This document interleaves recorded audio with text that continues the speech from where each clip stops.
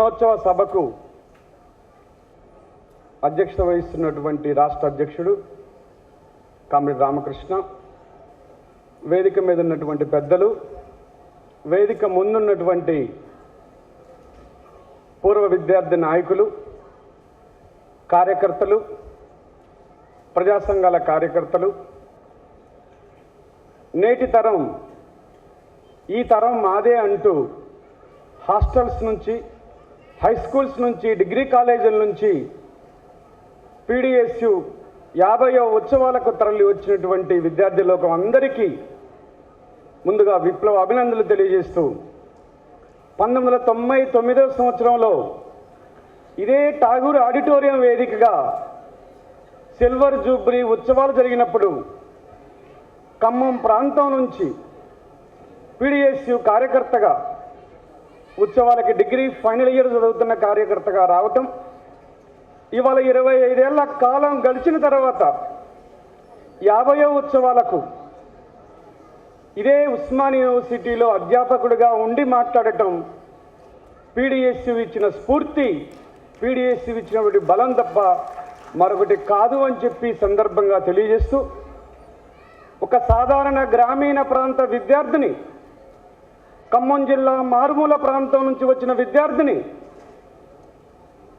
ఒక సాంప్రదాయమైనటువంటి భావజాలం ఉన్న విద్యార్థిని ఒక పీడిఎస్యు కార్యకర్తగా మలిచి మీలాగా జెండా పట్టుకొని 25 ఏళ్ల క్రితం ఉస్మానియా యూనివర్సిటీని మొదటిసారి చూసిన నేను ఆ మరుసటి సంవత్సరం నుంచి ఈ 25 ఏళ్లుగా ఈ ఉస్మానియా యూనివర్సిటీలో ప్రగతిశీల విద్యార్థి ఉద్యమ భావజాలాన్ని ప్రత్యక్షంగానో పరోక్షంగానో మోస్తూ ఉండటం, మీలో ఒకటిగా భాగంగా ఉండటం పీడిఎస్యు సంస్థ జీవితంలో ఒక మరచిపోలేనటువంటి, ఒక ఉన్నతమైనటువంటి ఒక వ్యక్తిగా ఈ 100 ఏళ్లు దాటిన ఈ యూనివర్సిటీలో ఒక ఆచార్యుడిగా నేను ఉండటం అనేది పీడిఎస్యు నాకు ఇచ్చినటువంటి ఒక వరం తప్ప మరొకటి కాదు అని చెప్పి వినమ్రంగా విద్యార్థి లోకానికి తెలియజేస్తున్నాను.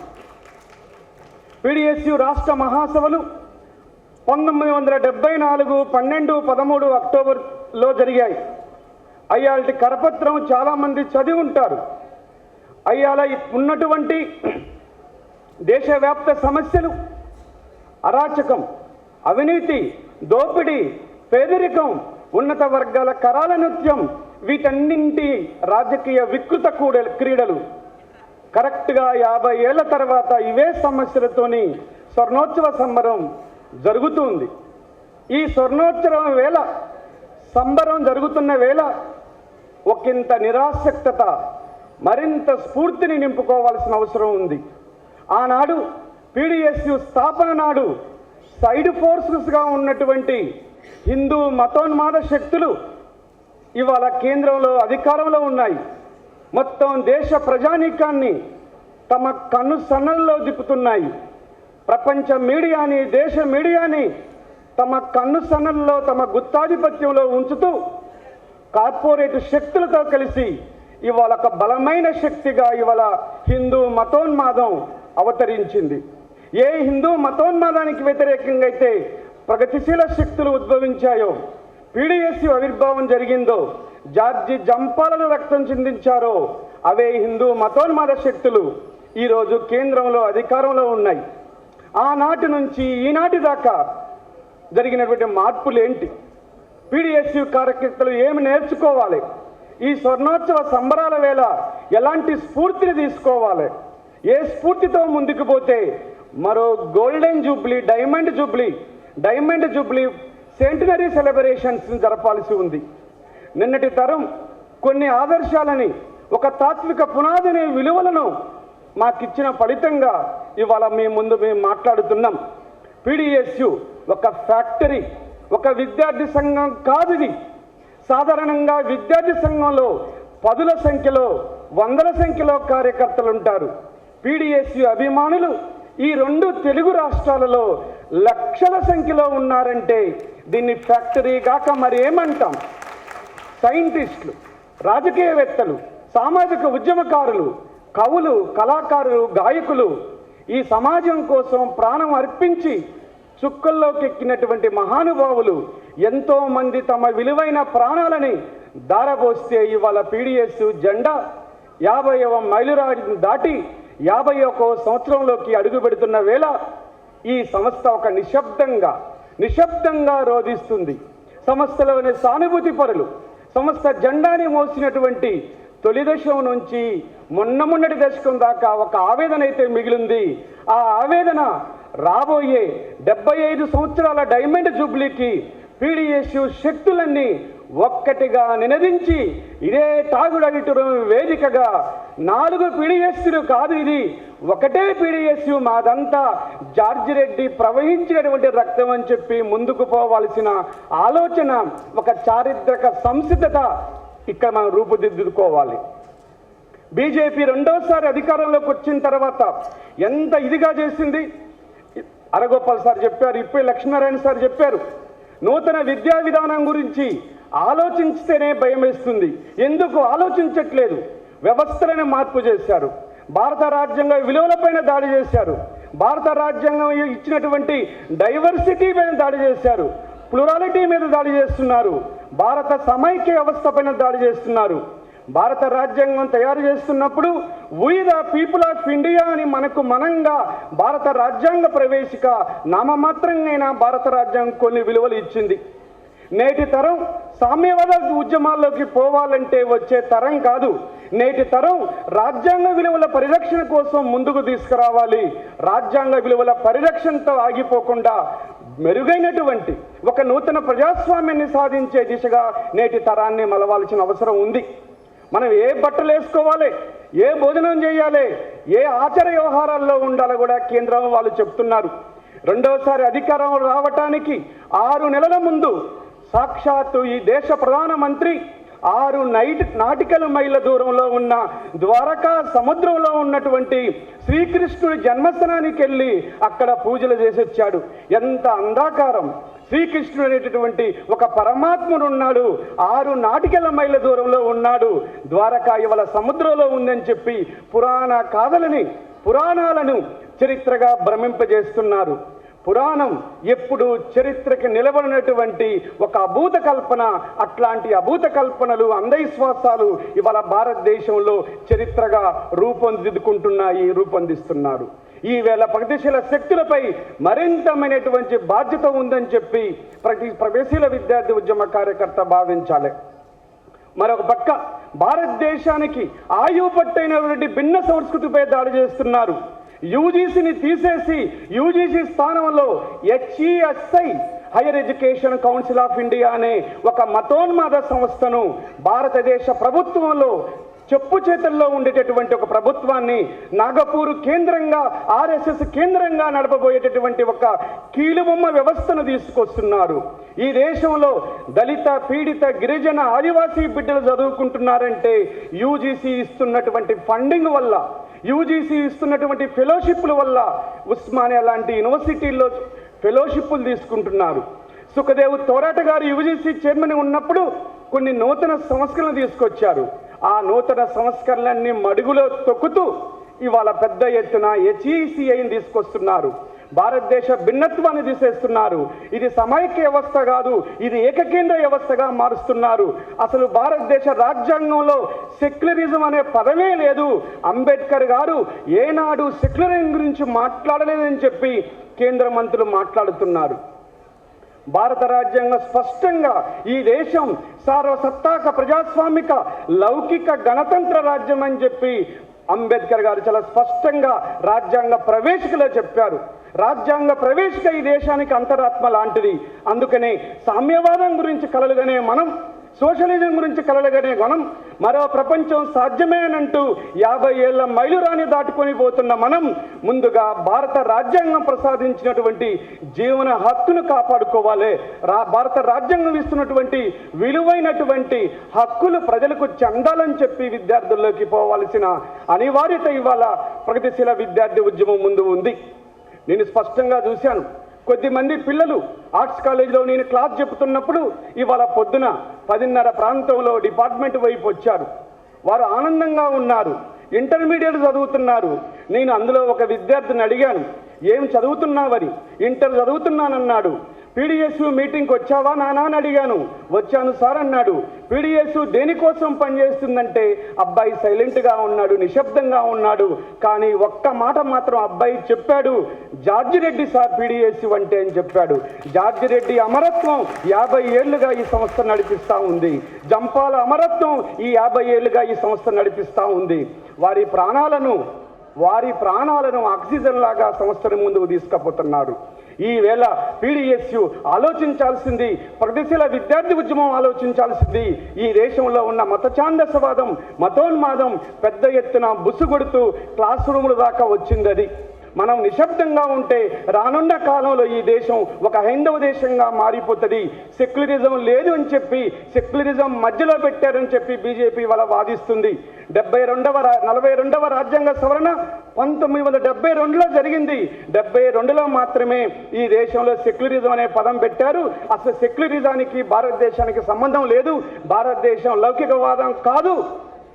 మెజారిటీ 82% ప్రజలు హిందువులే ఉన్నారు కాబట్టి దీన్ని హైందవ దేశంగా మార్చాలని నవయుగ నూతన మానవుడు నరేంద్ర మోడీ ఈ యుగంలో శ్రీకృష్ణు యొక్క అవతారం, విష్ణు యొక్క అవతారం ఎత్తి నేనే వచ్చాను, నేనే విష్ణువుని, నేనే కలియుగపు దేవతనని చెప్పి నరేంద్ర మోదీ ఇవాళ పెద్ద ఎత్తున పోతా ఉన్నాడు.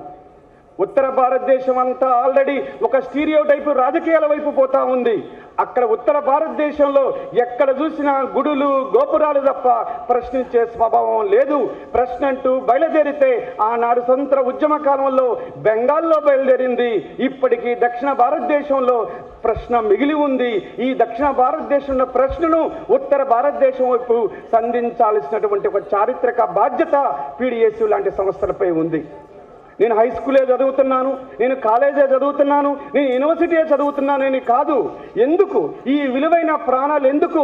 50 ఏళ్ల తర్వాత కూడా ఒక సంస్థ ఇంతమందిని, వేల మందిని హైదరాబాద్కు రప్పించగలిగిందంటే ఆ సంస్థ మామూలు సంస్థ కాదు. బహుశా భారతదేశంలోనే కాదు, ప్రపంచ విప్లవోద్యమ చరిత్రలో ఆనాడు ఫ్రెంచ్ ప్రభుత్వానికి వ్యతిరేకంగా, డిగాన్ ప్రభుత్వానికి వ్యతిరేకంగా విద్యార్థులు చేసిన పోరాటం కంటే తక్కువ ఏమీ కాదని చెప్పి అర్థం చేసుకోవాలి. అందుకే పీడిఎస్యు విద్యార్థులు, ప్రగతిశీల విద్యార్థి ఉద్యమ అభిమానులు ఇవాళ ఆలోచించాల్సిన ఒక సీరియస్ అంశం ఏంటంటే హిందూ మతోన్మాదానికి వ్యతిరేకంగా ప్రగతిశీల శక్తులను కూడగట్టాల్సిన అవసరం ఉంది. మా దారులు వేరైనా చేరే గమ్యం ఒకటే, మా జెండాలు వేరైనా మా ఎజెండా ఒకటే. మీరు వెళ్ళే రోడ్డు ఇంకొక రోడ్డు కావచ్చు, కానీ కలిసేది మాత్రం మన గమ్యస్థానం ఒకటేనే. ఒక బ్రాడర్ పర్స్పెక్టివ్తో ఉండాలి. ఇవాళ ఇక్కడ కూర్చున్న ఈ 1200 మంది విద్యార్థి యువకులు, మేధావులు, పూర్వ విద్యార్థులు, మొదటి 2 వరుసలో ఉన్న పూర్వ విద్యార్థులు మాలాగా మాట్లాడిన వాళ్ళు, మాకంటే ఎక్కువ మాట్లాడిన వాళ్ళు ఈ జెండా కోసం విలువైన మీ యవ్వనాన్ని ఈ జెండా కోసం దారపోశారు. విలువైనటువంటి విద్యార్థి జీవితాన్ని దారపోశారు. ఆ విలువైన విద్యార్థి జీవితాన్ని మళ్ళీ నేటి తరం విద్యార్థులకు పరిచయం చేయాలి. అందుకే పీడిఎస్యు చేయాల్సిన పని 2 స్పష్టంగా ఉన్నవి. శాస్త్రీయ విద్యా సాధన అంటే ఏందో నిర్వచించాలి. ఆల్టర్నేటివ్ ఎడ్యుకేషన్ కోసం పోరాటం చేయాలి. పీడిఎస్యు నడిపిస్తున్నటువంటి ఉద్యమ సంఘాలు చేయాల్సిన పోరాటం కూడా 50 ఏళ్లుగా శాస్త్రీయ విద్య అంటున్నాం. శాస్త్రీయ విద్య ఎలా వస్తుంది? ఆల్టర్నేటివ్ విద్య ఎలా ఉంది? శాస్త్రీయ విద్య నమూనా ఏందో చూపించలేకపోతున్నాం. మనం శాస్త్రీయ విద్య నమూనా చూపించాలి. అందుకనే నేను ప్రత్యేకించి చెప్తున్నాను, మొన్న వారం రోజులుగా గణేష్ ఉత్సవాలలో వేలాది మంది విద్యార్థులు గణేష్ మహారాజుకు బోలో అంటే హాస్టళ్ళు, యూనివర్సిటీలు డీజే సౌండ్తో మోరెత్తించాయి. అందుకే ఒక సాంస్కృతిక విప్లవం రావాలి, కళలు రావాలి, కళలు కూడా సాంస్కృతికంగా రావాలి. నేటి తరం విద్యార్థులు సోషల్ మీడియాను నమ్ముతున్నారు, సోషల్ మీడియాలో కొట్టుకుపోతున్నారు, సోషల్ మీడియాలో వచ్చే విషయాల్ని ఫాలో అవుతున్నారు. పీడిఎస్యు చేయాల్సింది నేటి తరం విద్యార్థులకు చేరాలి. సామాజిక మాధ్యమాల వేదికగా జార్జి జంపాల వ్యక్తిగత సాహసోపేత చర్యలు కాకుండా వారు ఏ సమాజం కోసం కలలు కన్నారనేది మనం తీసుకోపోవాలి.